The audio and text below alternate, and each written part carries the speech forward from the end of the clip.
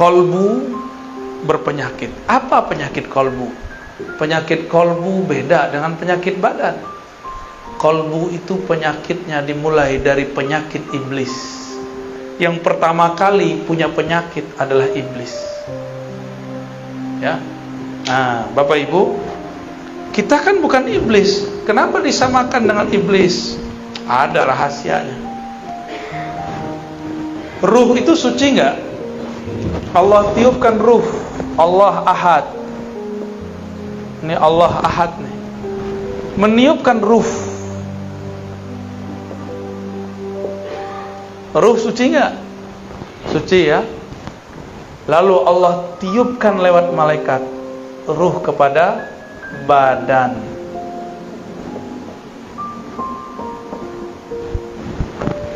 Tapi sebelum masuk ke badan, ini ada jarak di sini.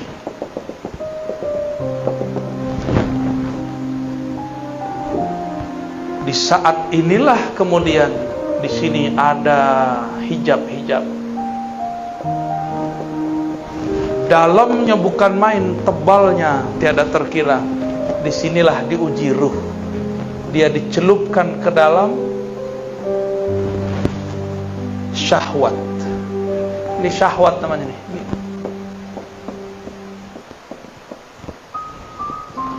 Ternyata syahwat itu berkaitan dengan badan. Semua yang ada di sini berkaitan dengan badan. Apabila ruh ditiup ke dalam badan, bernamalah dia jiwa. Gitu, ya. Jiwa itu punya kiblat sentral. Sentralnya namanya qalbu, ya.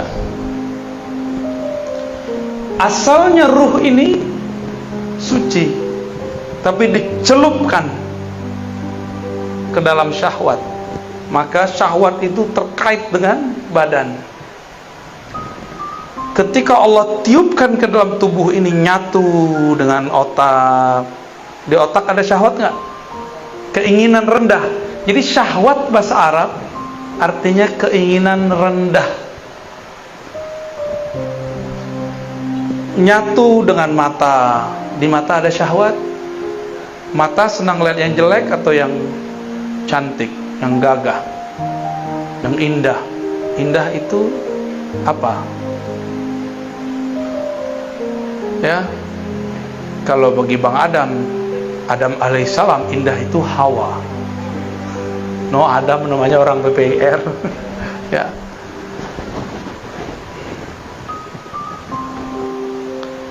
Mata itu diberikan syahwat. Dia senang melihat yang bening-bening, yang indah-indah, yang hijau-hijau.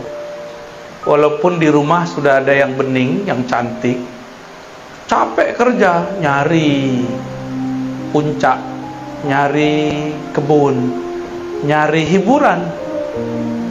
Berarti kurang cukup memandang yang cantik, kita perlu yang indah. Orang yang sudah tinggal di kampung, kampungnya indah. Dia semua di kampung itu orangnya rancak-rancak, cuma kurang seksi. Maka dia pergi ke kota ingin mencari yang rancak-rancak plus seksi. Hitung-hitung cuci mata, Pak. Ya, benar begitu. Jujur aja nggak apa-apa kok. Hah? Enggak iya gitu. Ketika ditiupkan ke dalam badan, maka dia dicelupkan ke dalam syahwat. Sampai ke tangan suka megang, sampai ke perut suka makan, sampai ke kemaluan, sampai ke kaki, terus semuanya. Tidak ada kita yang selamat daripada kata syahwat, nggak ada. Mursyid apalagi, mursyid itu lebih besar ujian syahwatnya. Percaya nggak? Karena makannya paling enak. Kalau ada tamu datang masih makanan paling enak, ya nggak? Kalau ada fasilitas paling enak. Tapi si mursyid ujiannya paling berat. Paling berat ujiannya mursyid. Kalau mursyid dosa, dosanya lebih besar. Tapi kalau mursyidnya ahli ma'rifat, dia tahu cara pulang kepada Allah Subhanahu. Di situ si mursyid paham bahwa jadi mursyid bukan berarti jadi orang suci. Jadi mursyid berarti tahu cara mensucikan diri. Itu yang beda mursyid dengan bullshit. Beda-beda tipis.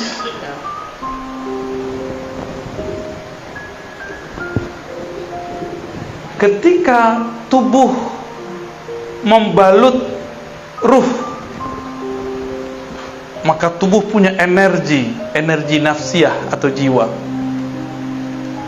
yang membuat dia masih terhubung dengan ruh ini, itu qalbunya. Karena ini adalah hembusan Allah. Allah memandang dari ruh ini kemana? Dipandangnya kepada qalbu. Jadi dekat gak antara ruh dengan qalbu? Dekat sekali. Karena qalbu itu ada karena ruh. Jika Allah menurunkan ilmu lewat ini, itu namanya laduni. Tapi kalau Bapak Ibu belajar, si badan nih diajak belajar nih, belajar sama seseorang, cari guru. Kalau dapat ilmu namanya futuh. Apa namanya? Apa arti futuh? Terbuka, supaya mengenal Allah. Tapi kalau ruh, gurunya langsung Allah Ahad, disebut laduni. Itulah ilmunya Nabi.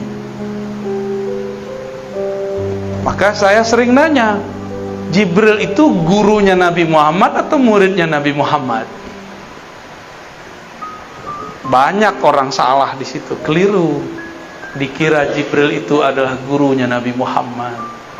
Padahal Jibril itu dapat energi dan dipasangkan kepadanya jubah-jubah pemimpin malaikat setelah dia berselawat ke Nabi Muhammad.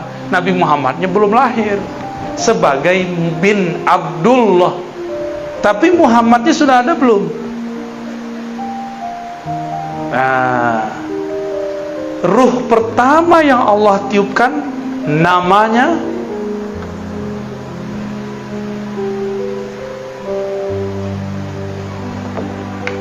terima kasih.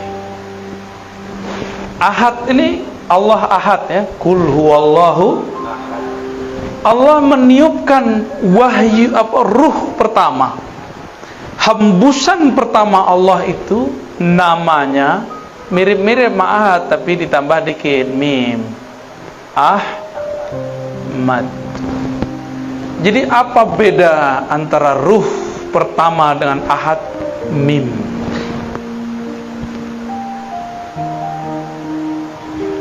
Saat Allah menghembuskan, hembusannya itu berbunyi Ahmad, bernama Ahmad. Pangkatnya disebut Ruhullah. Apa arti Ruhullah? Hembusan Allah. Coba menghembus Pak, gitu. Hembusan kita enggak? Atau beda? Coba ambil misalnya plastik, kita pindah ke dalam nggak? Paham? Ini yang tidak dipahami oleh kelompok kebatinan yang kegeeran jadi Tuhan, jadi Allah. Paham? Ini ilmu awalnya benar. Di dalam diri kita ada hembusan Allah, betul. Tapi hembusan bukan Allah. Ahmad laisa bi ahad. Ahmad itu ya Ahmad, hembusan ya hembusan. Cuma kawan sudah GR jadi Allah. Zat aku, zat Allah. Sifat aku, sifat Allah. Namaku, nama Allah. Fi'ilku, fi'il Allah. Tapi kalau lapar makan nasi juga. Kalau lagi puyeng minta kawin, berarti belum. Masa Allah lapar, ya gak? Masa Allah minta kawin? Kan Allah ini tidak perlu sahibah. Sahibah itu artinya pasangan. Allah itu gak perlu anak bini. Ini teguran keras nih bagi yang berzikir, berkalam, bermakrifat dengan makrifat iblis. Awalnya sudah benar bahwa di dalam diri kita ada tiupan Allah. Betul Bapak Ibu, tapi di dalam diri kita bukan Ahmad. Di dalam diri kita adalah pecahan-pecahannya, percikan-percikannya. Ahmad ini tiupannya. Allah pandang Ahmad, maka memancarlah dari Ahmad itu cahaya. Memancar cahaya. Cahaya itu bahasa Arabnya nur. Apa? Nurnya bernama Muhammad.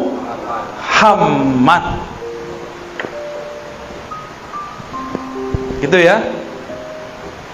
Berarti nur beda nggak dengan ruh? Ahmad itu pangkatnya apa tadi? Ruhullah. Ini kalau nggak nyatet hilang. Catat. Kalau punya catatan.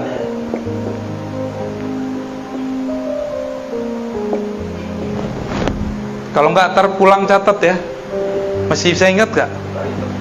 Waduh, buka YouTube. Antum cerdas juga ya. Aneh gaptek juga lupa kalau ada YouTube. Ahmad ini apa pangkatnya? Ruh, dan dia satu. Dari ruh inilah kemudian menyebar nur. Nur ini kemudian kita sebut nur Muhammad. Dari ruh itulah kemudian terpercik hembusan-hembusan kecil. Itulah jadinya kita. Maka kita ini bersumber dari Ahmad. Maka Ahmad ini ada sebutannya biar faham. Kalau kita keluar dari perut seseorang, yang mengeluarkan namanya apa? Ibu. Ibu pebatu. Ibu. Beneran. Itu istilah aja ya. Ahmad ini disebut dengan ummur ruh atau ummul arwah. Ibunya ruh. Bukan berarti dia melahirkan, bukan. Ini istilah aja. Bahwa ruh bersumber dari bukan dari Ahad. Jangan GR ya. Jangan GR dulu. Kawan udah GR, dalam diriku ada Ahad. Ya, cemen. Gak ngerti makrifat namanya. Sok terlalu nafsu mau jadi fana dan baqo dalam Allah Subhanahu wa ta'ala. Belum, masih jauh perjalanannya. Ini perjalanan yang disebut innalillahi wa inna ilaihi.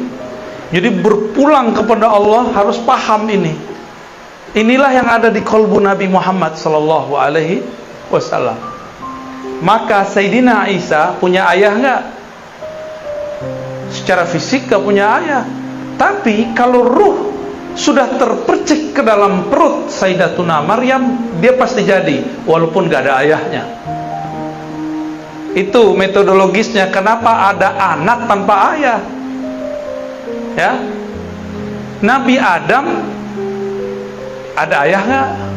Ada ibu gak? Tapi Adam yang ini ada ayahnya, ada ibunya nih. Orang Betawi Tagadai di Pekanbaru, di Pegadaian. Deket-deket aneh ente dibully terus. Ya.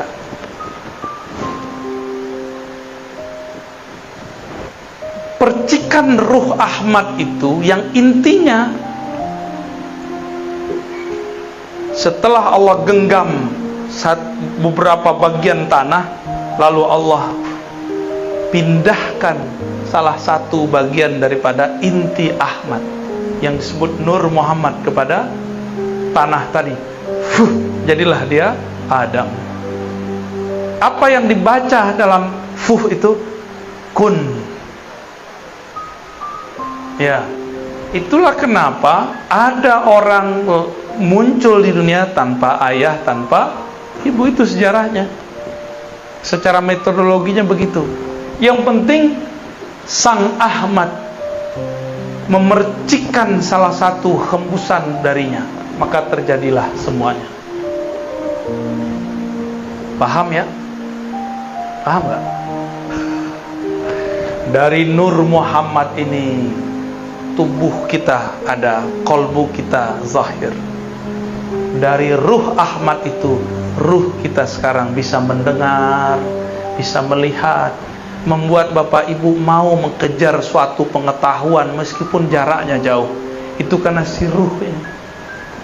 Kalau nggak ada ruh ini, nggak mungkin Bapak mau hadir jarak jauh. Udah jam segini, jam berapa nih? 10:30. Karena ruh ini nggak ada harinya dia. Hari dia cuma satu. Aku tambah kenal Allah, titik. Bagi dia itu. Mau jauh, mau dekat, mau tidur, nggak tidur, bagi dia yang penting dia kenal Allah Subhanahu wa ta'ala. Bagi ruh itu malam adalah tidak kenal Allah. Bagi ruh itu siang adalah saat mengenal Allah Subhanahu wa ta'ala. Nah ini dia.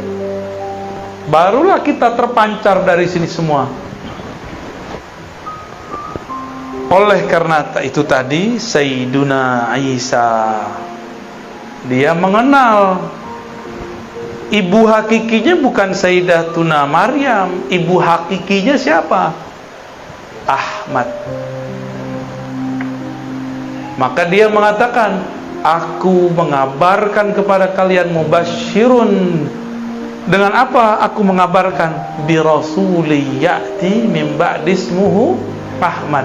Akan datang seorang bernama Ahmad.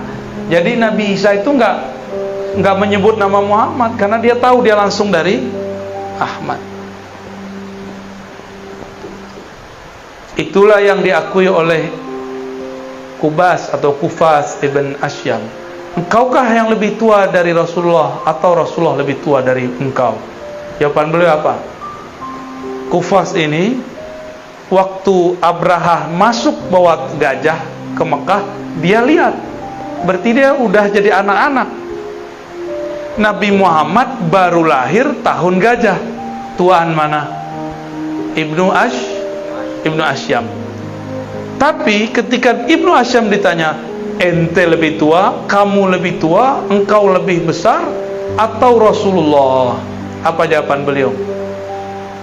Kalau lebih tua Rasul. Tapi kalau lahir duluan anak. Bingung gak tuh? Lebih tuaan Rasulullah. Tapi kalau lahir tuaan aku. Berarti Ibnu Asyam, Kufas atau Kubas Ibn Asyam paham ilmu yang namanya umur ruh, umur daripada ruh. Bahwa ruh ini kadang ada yang lebih tua, ada yang lebih muda. Ruh yang lebih tua, ruh yang faham. Maka siapa yang ditakdirkan faham malam ini, ruhnya sudah ditakdirkan dewasa. Tapi kalau ini Buya ini ngomong apa ini? Berarti Anda belum cukup umur, wahai ruh. Selamat belajar lagi. Nah dari sinilah kemudian muncul alam semesta, ya, alam. Kita di alam ini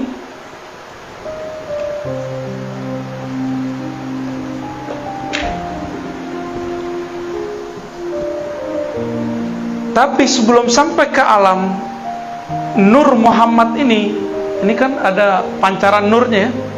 Berapa banyak pancaran itu? Jumlahnya ada sekitar 124.000. Jadi pancarannya 1, 2, 3, 4. Kalau dihitung 124.000. Ini di alam nur loh ya. Ini di alam nur. Ketika nur itu ditiupkan bersama ruh. Jadi nur itu adalah wadahnya ruh. Ruh itu dibawa. Nah, kalau kita tiup udara kita ruh. Balonnya itu nur. Paham? Ya. Kalau balonnya warna merah, kelihatan hebusannya warna merah. Kalau dia warna hitam, dikira orang warna hitam. Kayak gitu aja modelnya. Apabila 124.000 ini dia muncul di dunia, dia menjadi nabi atau wali. Oleh karenanya jumlah nabi berapa? 25 itu yang ditulis di Quran, yang wajib diketahui. Berapa jumlahnya? Itulah sejarah. Jadi apa yang terjadi di dunia sekarang bukanlah kejadian yang terjadi semata-mata kebetulan. Dia semuanya mengulang yang terjadi di sana. Kalau ruh kita dulu itu, jadi ketika ini ruh terpancar, maka dia berkeliling. Jadi tadi nur ini berkeliling ini. Mirip dengan tawafnya manusia tawaf di Ka'bah. Ini Ka'bah nih, ya. Anggap aja ini benar ya. Kita tawaf ke kiri apa ke kanan? Berapa kali? Berapa kali? 7 kali. Ka'bahnya fisik itu dia di Mekah. Ka'bahnya jiwa adalah kolbu. Ka'bahnya kolbu adalah fuad. Ka'bahnya fuad bernama lub. Ka'bahnya lub bernama sir. Ka'bahnya sir, disitulah ilmu mengenai ruh Ahmad. Silakan pusing.